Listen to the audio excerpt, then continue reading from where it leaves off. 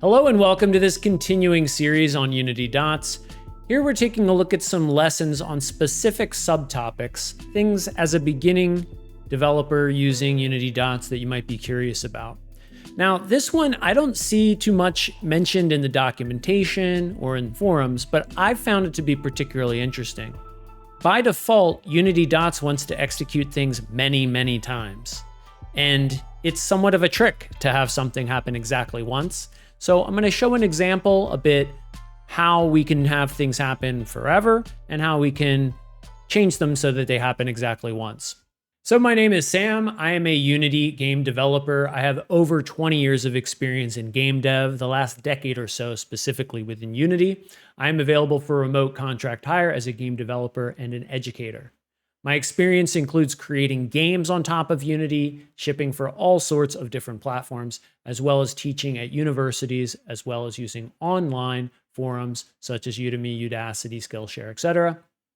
I've done education around general Unity dev, how to get started in particular. I've done multiplayer SDK topics such as Web3. We can see more Web3 stuff here. And recently I've been playing a lot more with Dots. It's been in 1.0 fully released for over a year, and I've been playing with it a lot during that time period, particularly doing some demos, doing some production projects, and getting my hands dirty with even more of the coding inside of it. So a quick overview on Dots. Unity's Dots is a subsystem, an optional way to code your games. It stands for Data-Oriented Technology Stack, and it's a combination of jobs, ECS, and burst. You can learn more about it in another video by clicking the link above. Also, it's in the comments below.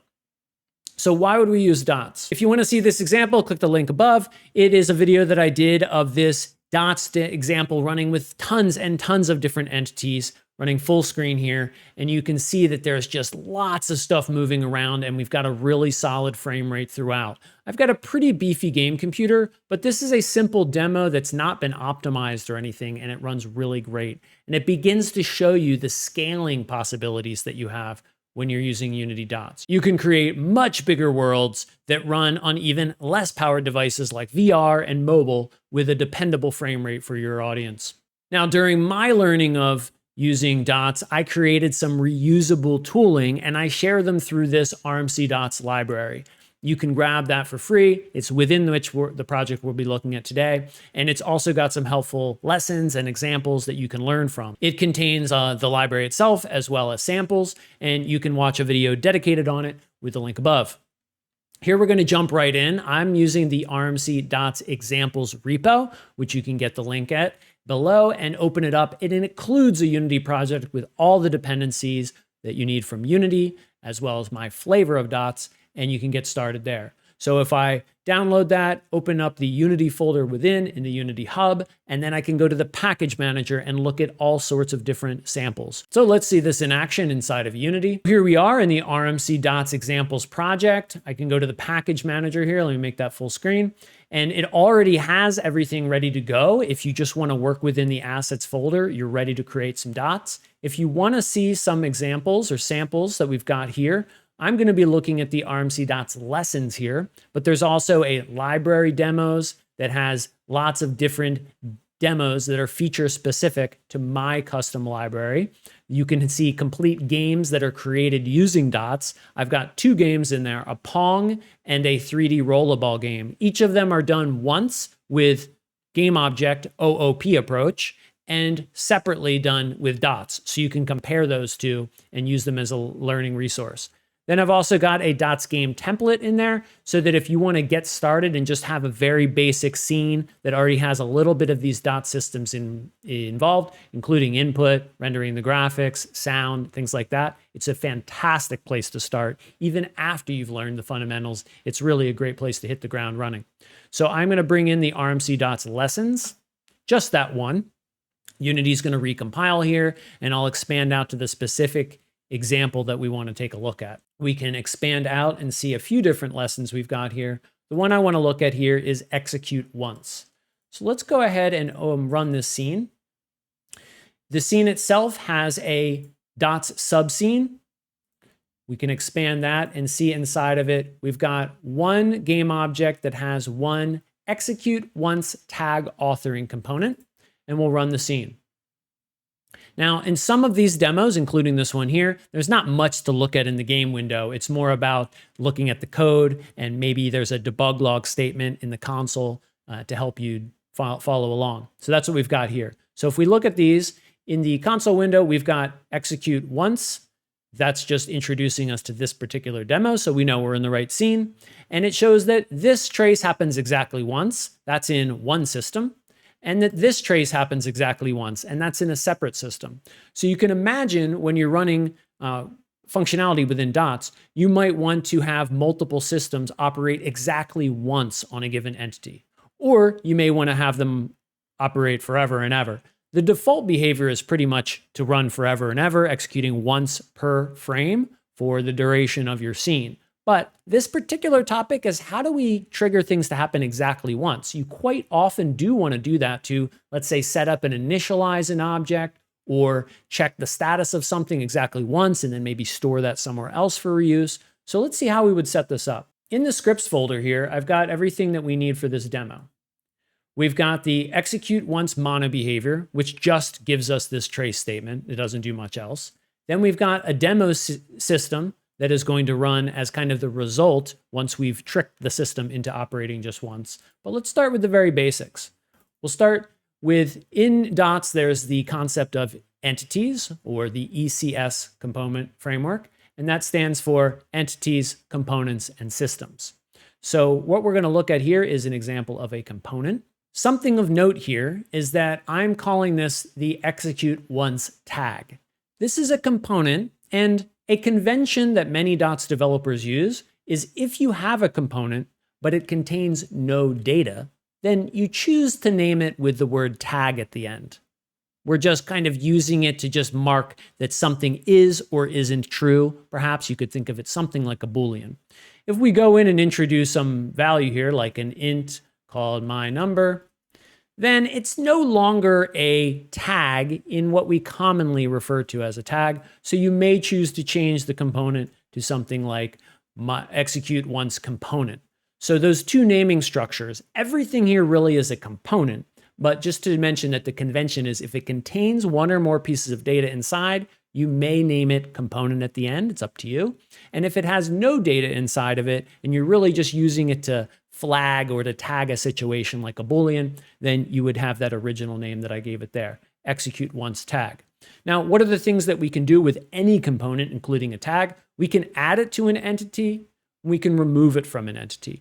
So you can imagine that if we tag a certain entity that we've already executed it once, then other systems can say, hey, if it's been executed once, don't execute on top of it again. Just like a Boolean flag that you might use in your code, saying, has been checked equals false, you do the check, then has been checked equals true, and you don't bother to check it again. That's kind of the device that we're using here with this tag. So let's see the system that operates on top of it. So here is the system called the execute once tag system. Now, in this specific demo, I have one system here that does absolutely nothing except look for this tag, and when it finds it, remove it. Or you could do look to see that this tag doesn't exist and then add it. You could think of it either way. So you're either setting it from false to true, so to speak, or from true to false. So let's see how the system is created here. Inside the onCreate, we, as general requirements, we add in a list of all the different components that we may want to use in the update. So down here in the update, I might want to get at this particular tag or component, this particular tag and component. So general convention, you list them there. And then down here, this is the update itself. Let's see what we're doing here. The first thing that we're doing is we're getting a reference to the entity component buffer. Now, you can operate on entities, doing things like adding a component, removing a component. You can do those directly, but a best practice is anytime you're adding or removing components, this is a structural change when you add or remove components to a given entity. That's a somewhat more expensive operation than updating an existing component. So we're following the best practices here, and we get a reference of the entity component buffer. Now, it's a big subject, but you can just think of the ECB here, as I call it, just queuing up instructions, add this, remove that. You can do as much of that as you want. And after this update gets called, then all of the ECB operations you've queued up will happen. Now, probably the first place that you really need to embrace the ECB is if you ever remove a component. That in particular is a great case, and that's how we're using it here. The next step after having the ECB and being able to do any sort of adding and removing is we do a query on top of our data set. Now, if I removed all of this for sake of argument and just put a trace in that just says hello, we could expect this to run infinite amount of times. Let's pop back into Unity and run the scene and just be sure that that's the case. That's because onUpdate runs exactly once per frame from the first frame of your Unity scene forever until you stop your Unity scene. It's something like MonoBehavior's update that we're used to from the traditional game object world. So here we are back in Unity. I hit play, and down at the bottom, it says hello repeatedly. Now there's some other traces that are also happening forever because I've got a few different systems in this demo we haven't taken a look at. But the point here is, look, it's happening forever. And up here, we can see the 999 plus, which indicates that there's over 1,000 of these messages. Unity just stops counting at 999. But you can see it's happening forever and the timestamps are being updated.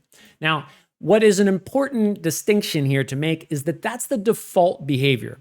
Systems automatically start running and they run forever while the scene is running. Now, what you choose to do is give it a limitation and say, instead of running every single frame, run a little less often or run a little more often, depending on the cases. So back here, I've returned to the original code, which has gotten us that ECB ready in case we want to do any add or removes in a very efficient way. And next we run the for each. Now the for each inside the dots world, we're able to do a query into the dots data and get a list back so that we can run the for each once per each entity and do stuff on top of that data. So let's take a look at what this for each does. First, the system API query is going to get us a reference to the execute once tag. Now, what it's doing here is it's doing a query over all the entities in the entire scene. Now, this is a very simple scene, so there's not much going on, but you can imagine in a more complex game, it would, in theory, check over all the entities in the entire world. So enemies, bullets, background elements, UI, all that kind of stuff that is entity-based. And it will look for only those entities which have the execute once tag. Now, we've got one game object in the world or one entity in the world, and it has the execute once tag. So once we're able to find it, we can do something inside of it. Now, if the only thing that I do inside of it here would be to debug log again, let's say found that entity, and I could say entity like index, for example, that'll give us the unique number that goes along with that particular entity. Let's run this example and see what happens. So here in the scene running, we can see found that entity 97.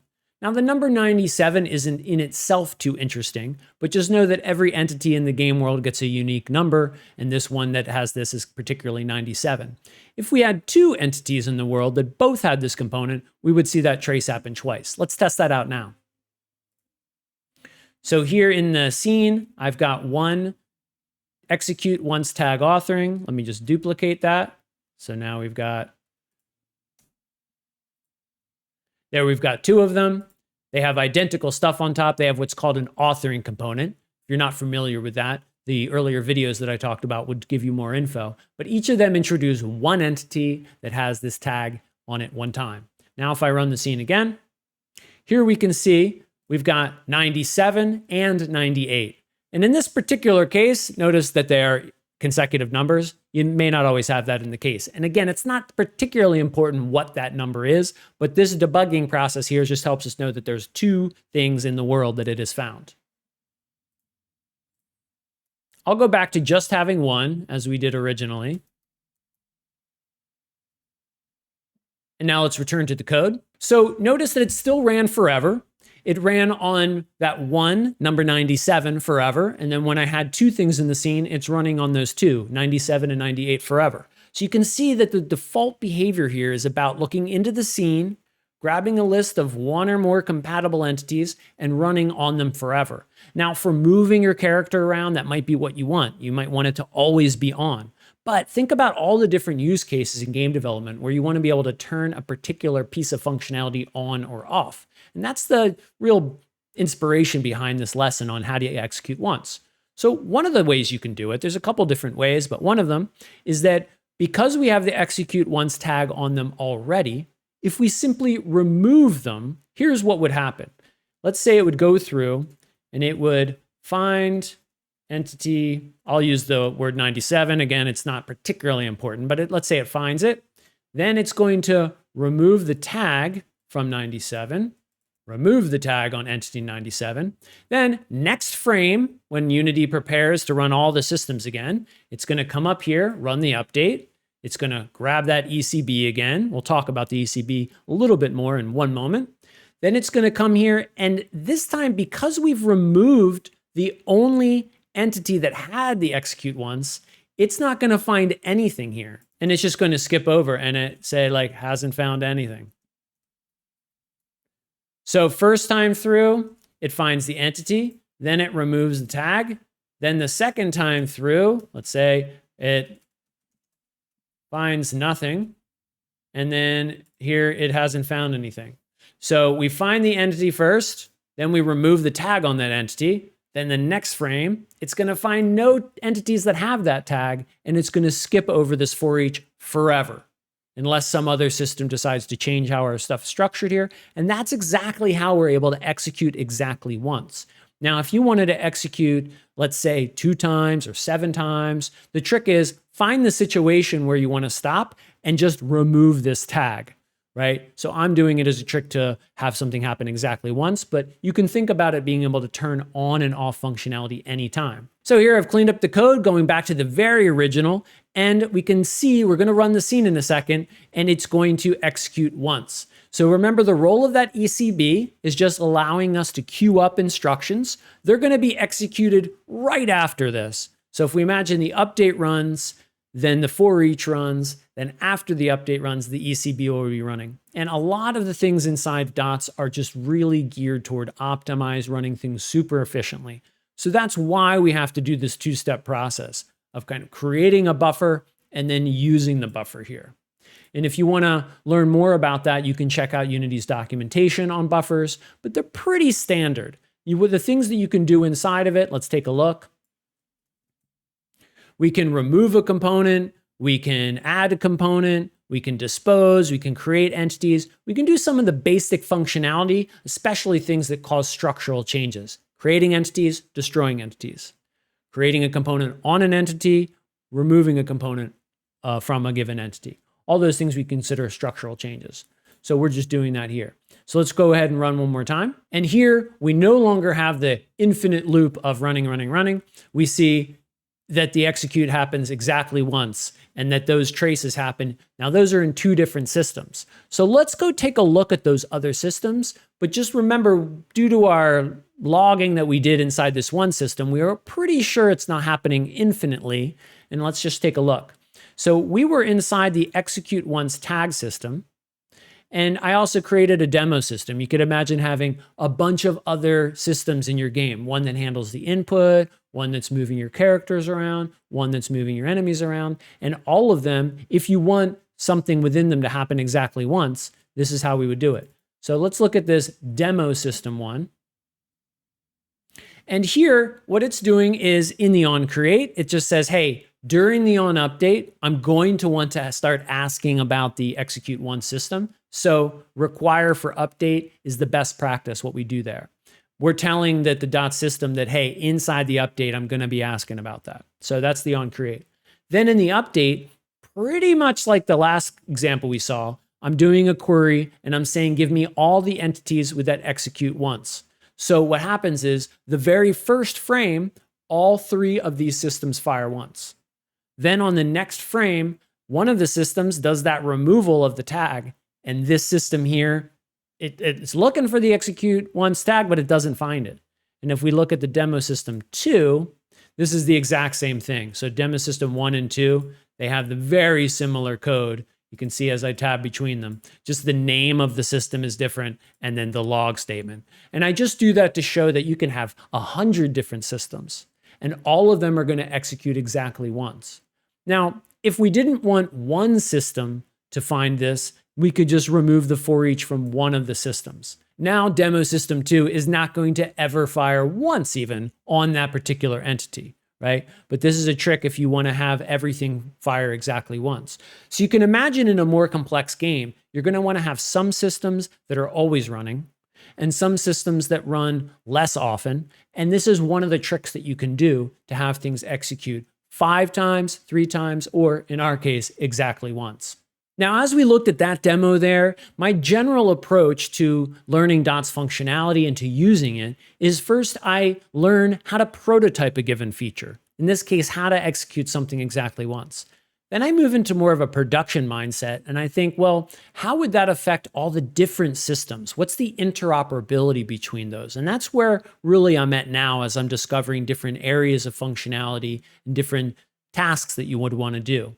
What I'm not quite good at yet is looking at how to polish these systems. When do you really know how to take advantage of different types of command buffers, for example, or being able to do things in a more efficient way so that there's less frame rate consumed, less GPU, CPU cycles consumed. So if you have a suggestion based on what I showed here on an alternative way to do the same type of thing, or perhaps an improvement on my particular idea here, then definitely let me know in the comments below. Or you can submit a pull request to the repo through GitHub and I'll incorporate that into the shared project here. So that's it for this lesson on executing once.